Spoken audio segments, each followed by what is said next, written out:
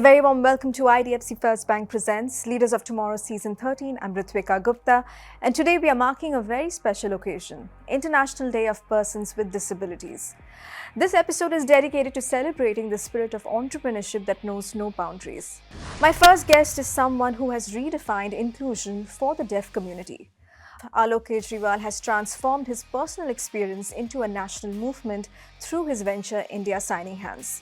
In the second segment, a special conversation lined up with Hunny Bhagchandani, founder of Torchit, is using assistive technology to empower people with visual disabilities. I'm now in the studio with Mr. Alok Kejriwal, and joining him is Kinjal Shah, his translator.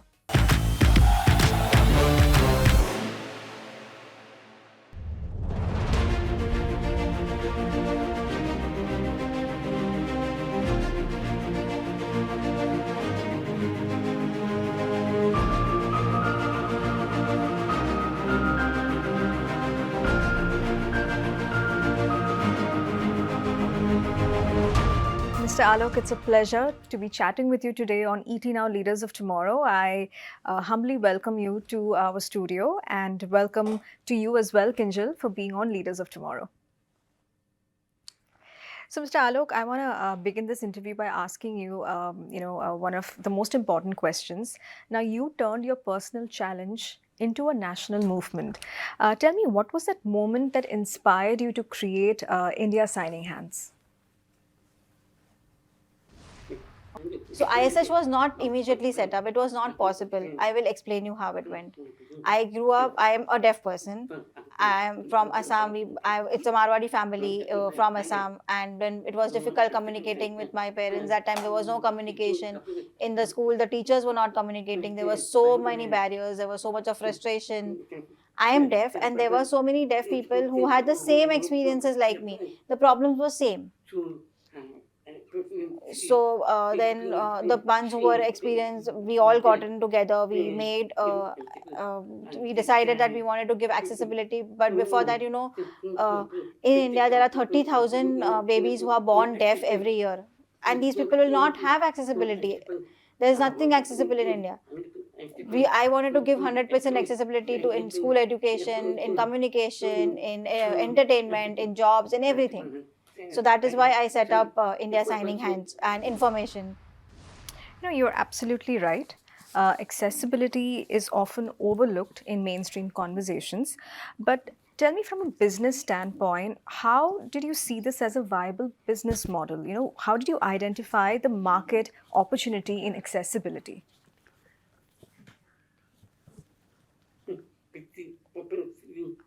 Yes, it was a business view. What you're saying is right.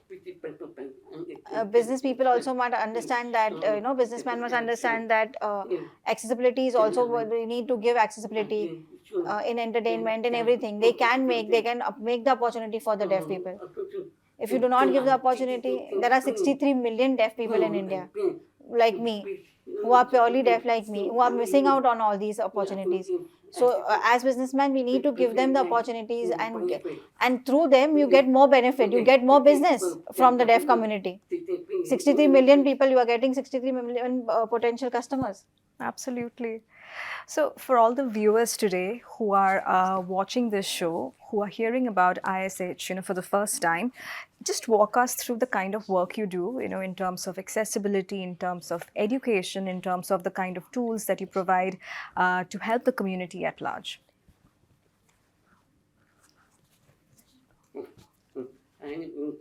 So first we started with ISH, a YouTube news channel, where we have captions and a voiceover in our news, and the deaf person is the anchor. Like you are an hearing anchor, we have deaf anchors who are signing the news, and then there is subtitles and voiceover to that. During the COVID time, there was there were so many barriers. Everything was closed. People couldn't go out.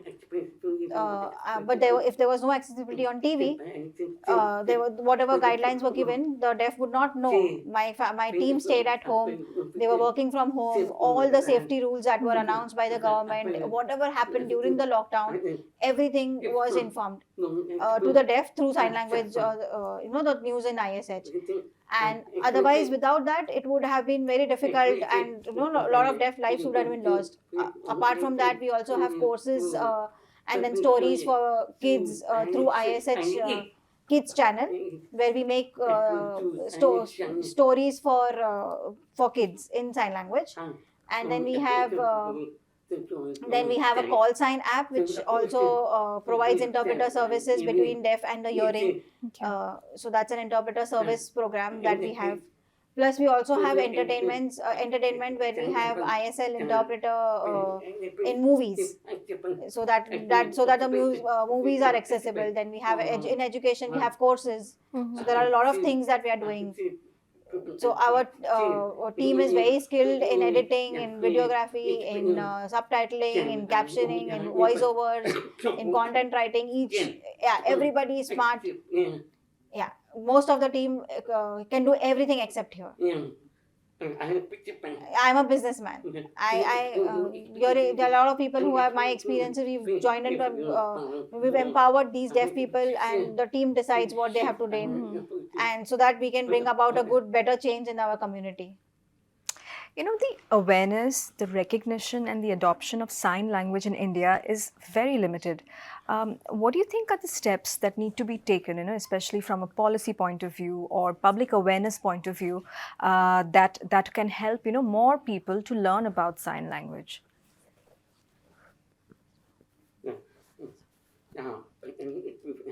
It is better now. There is improvement. The government, there are policies, there are rules now.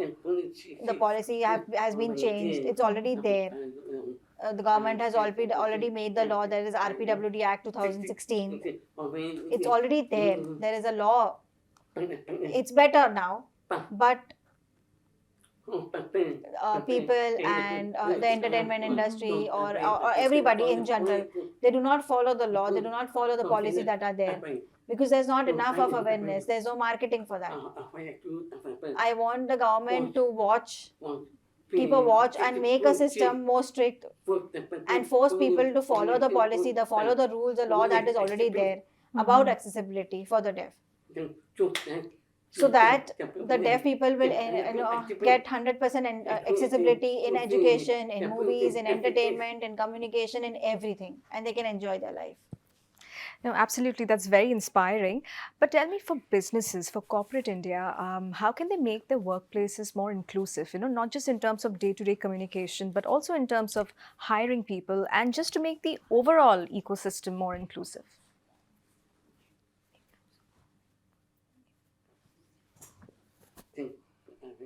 So, like for example, there are a lot of deaf people who are good at graphics, graphic design, photography, editing, everything.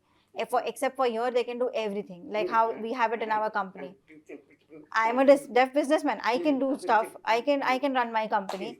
There are such people who can run their own company. The other companies can hire them. Once you work with them, you will get better quality, smart, skilled people to work with.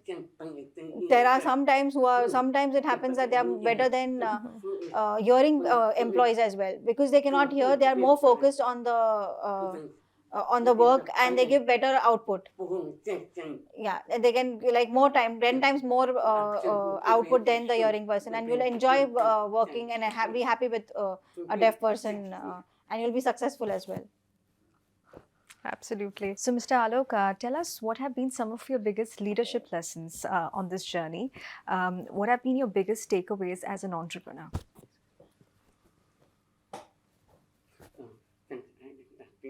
With ISH company, with my team, they are so skilled. The quality, the communication, the experiences that they have, they were all different varieties. Like Akil Jinoy, his family has worked with me, and Mansi Shah, she's a Koda. Her parents are deaf, and she's a hearing person. Her experiences, Akil's experiences, my experiences, when we got together and we discussed and we set up the company, we discussed the problems and we thought about accessibility solutions. I had to listen to my team, and so that they can make the decisions. They were creative issues, and so that we gave better to the deaf community, and the deaf community is what they need.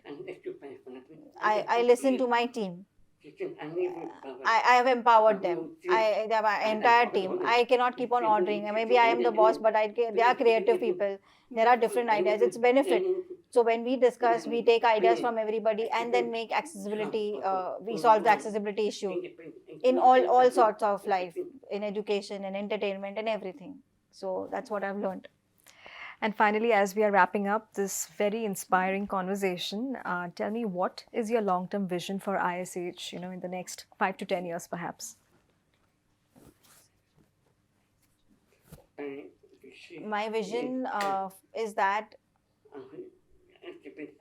for accessibility, everything becomes 100% accessible for in education. There is education in sign language. There are schools, colleges which provide sign language education. There are movies which are translated in sign language, even on OTT. Plus, there's communication through phone, through deaf hearing. There's full 100% accessibility in communication. And even in news channels, 100% news channels also have accessibility for the deaf. So it's 100% accessibility solution. Like how hearing people have accessibility in everything, the same ways, 100%. Fantastic. Well, all the very best to you, and thank you so much for being on Leaders of Tomorrow. Thank you so much. Thank you. It's time for a quick break here. We'll be back shortly. Stay tuned.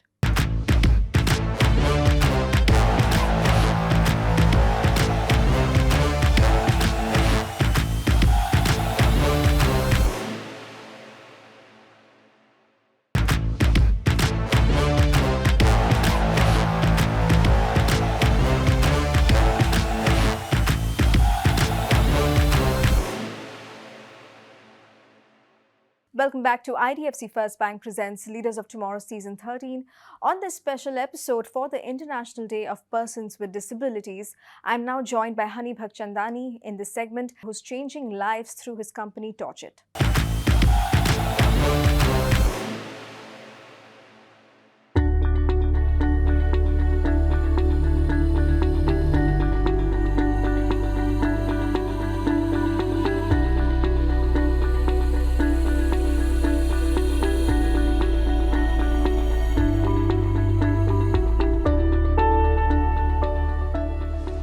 Mr. Hunny, welcome to Leaders of Tomorrow. I'm so glad you could join us today. Thank you so much for inviting Ritwika, and it's really a pleasure to be here. So let's start from the very beginning. What first sparked the idea for Torchit? So I was doing an internship in a blind school. And during my internship, I witnessed an accident, a blind person coming to the office, and he got 7 stitches on his forehead. And that inspired me to make something, and being an engineering student, I can solve that problem. And so that ignited me to make a torch, and then later on that torch become a Torchit company, and that torch helps a blind person to whatever obstacles are coming in front of them, it will vibrate and it tells. So that started as a project, and today is a company or startup, whatever you call it. So for someone hearing about Torchit for the first time, how does the technology actually work? And how did the feedback from users help you improve it over time? The main part is like Torchit is not a single product today. I started a Sarthi product, which Sarthi help a blind person in the independent mobility. If there's something, it comes in the region and it will vibrate. So the blind person can get to know there's something, and he can walk independently without bumping into that, and that gives the confidence to them. It is not technology adopted by the users. It's like user can adopt the technology. It's vice versa. So the technology should be that simpler, that a person with or without a knowledge, they can use it on daily life. So that's what the motto of Torchit, and the main population of persons with disability coming from the low income friends. So the solutions which are available in the West are not available, and they're not affordable to our Indian users. So this is what we open our ears, and we have made the solutions which are super affordable and should be reached to the remotest village of India, and there people can use it. We started with one product. Today we have more than 40 solutions which we have made for persons with disability. Starting from visually impaired, like braille solutions, like the AI glasses, smart glasses, And the reading solutions, and for hearing impaired, and a lot of other solutions, we have Right. started manufacturing and started research into this. We are using multiple technologies on different products, like IoT to AI to machine learning to mechanical designs and everything. So, Mr. Honey, Torchit has now evolved from one product to a full ecosystem of assistive and AI driven solutions. Can you tell us about this evolution and what pushed you to expand beyond a single product? If you see a visually impaired person or hearing impaired person, they are facing multiple challenges in from day, like from morning to the evening, or from childhood to the late age.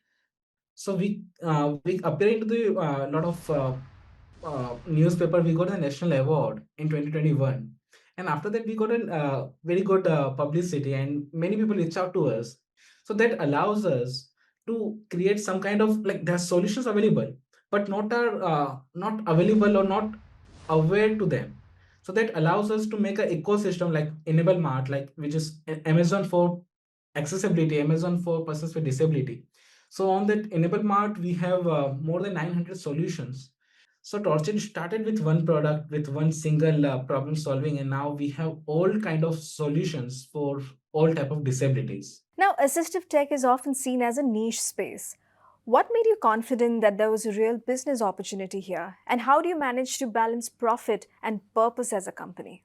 I grew up in a Sindhi business family, and from the childhood, I got to learn, like, if it is not sustainable, it is not scalable. There are billion population according to the WHO who need 2 billion assistive solutions. So market is super huge. Making a profits and making profits into the R&D, and we are mainly depending on the products which are available from the West or developed countries like Australia, US, and Europe. But none of those solutions are made here. Very few are made here, and making solutions in India is quite a tough, but we have made it, and we are now making India as a global disability hub for all kind of assistive solutions. People are not focused on this market, but there are huge opportunities out there, and if we can solve those, there should be a many billion-dollar ideas can come in this segment. And yeah, Torchit is very small part, and the hundreds and thousands of Torchit can come and shine and impact and take a entry into this bigger uh, assistive technology or persons with disability as a market. So, Mr. Honey, you have touched over 1 million lives and built a proudly Make in India brand. What does true impact at scale mean to you, and how do you measure it beyond just numbers? Every week I am getting at least 10 to 15 such thank you messages and thank you voice notes from my user, which is beyond any numbers or beyond anything, which give me more happiness and which allows me to make more and more things. I don't have any words for this kind of thing, but the happiness and the uh, users are using our device and doing things which is not they were capable of, because the environment is not providing that kind of capacity to them. Because of these devices, they are now doing many things, like the lives we touch, the impact which we are getting, the stories which we are hearing.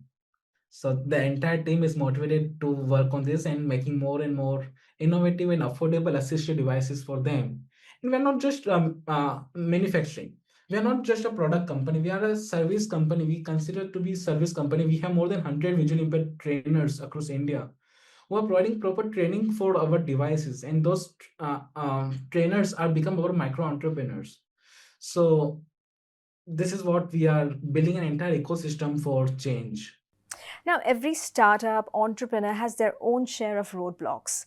What were some of the biggest challenges you faced initially, be it in getting funding, scaling, production, or convincing the market? And how did you deal with them? I was a third year engineering student when I started as Torch, and I made a Torch in 1 day or 2 day. And getting that prototype into the final product, it took me almost 18 to 19 months. And being a engineering student, I don't have that kind of background, and I don't have that kind of context. And making a product in India is quite a tough, quite a challenging, because only one screw cost me 2 months, and it delayed my product launch. As you said, it's a very niche market, and people don't understand the it can be that kind of big opportunities out there, and people can make multi-million dollar revenues in this kind of business, but we have proved them wrong. Initially, people are not understanding the scalability of this kind of solution. So this is what the challenges which we have facing, but we are blessed enough. We got a very good grants from Indian government, and that at that time, startup Gujarat, startup India was uh, writing the policies, and we were the poster boys of Gujarat, the startup ecosystem, and a lot of international grants also supported us. The second challenges was the getting a good right kind of team, because we were getting a good interns, good team, but none of those interns are stick with us, because they are coming up with a motivation to do something good in the society, but they're not looking this as a full-time opportunity. But now we have a good team of 40-45 people. Like if you are entering into the new market, and many NGOs are very hard to trust on the device, which because NGOs are having a mindset that uh, this product cannot be able to solve. But if we are showing the impact stories at one place, and it can be scaled at second place, and so they are very hard to adopt a technology in this field. So that is another uh, roadblock for us to expand faster and expand multiple locations at the same time. So slowly we have created those kind of things, and by God grace, today we have worked with more than 500 NGOs. So we are proudly saying those 500 NGOs are our partners and helping us to get more ideas, get more like network to reach out to a million people, and we are aiming for a bigger picture now. And finally, what's next for Torchit? Where do you see the company and the larger assistive tech industry in India headed in the next few years? Every year we are doubling, tripling our revenues, doubling, tripling our impact numbers. So by 2030, we are going to impact 1 crore families, which is 10 million people we are going to touch with our assistive devices. And we have started making the resource rooms, because in India, people are not aware that kind of solutions are available for them, or even those solutions are available, those are not affordable. So we are solving these three A's: awareness, availability, and affordability with Enable Mart and Torchit. We are making resource centers, and we are going to have more than 300 resource centers. Right now we have 29 Right. resource centers across India, and 2 are in abroad. And also we are now transforming the uh, education to inclusive education. So we are transforming the blind schools or hearing impaired schools to a inclusive resource hub. So this is what we are trying to change. That if we are providing a proper education, so they can able to thrive, they can able to empower much better way, and they should be the employable. So today there are 70 million population, and very few are getting a private sector job or government sector job. Less than 5%, less than 7%. So this is what we want to shift through the education, and we transform the education. We want to create more resource room, more than 300 resource room in next 3 to 5 years, and we want to impact 10 million, 1 crore lives in next 3 to 5 years. What I want to share my end message is like everyone is capable and everyone is disabled. So if they get a right kind of approach, or if they can get right kind of devices, they can able to thrive. And trust me, we just have to provide the right kind of ecosystem to them. Well, thank you so much for your time. This was incredibly inspiring. Thank you so much, Ritika, for sharing my story and creating more awareness. With that, it's a wrap on this episode of IDFC First Bank Presents Leaders of Tomorrow Season 13. We hope you enjoyed our very special episode. Thank you for watching. Goodbye.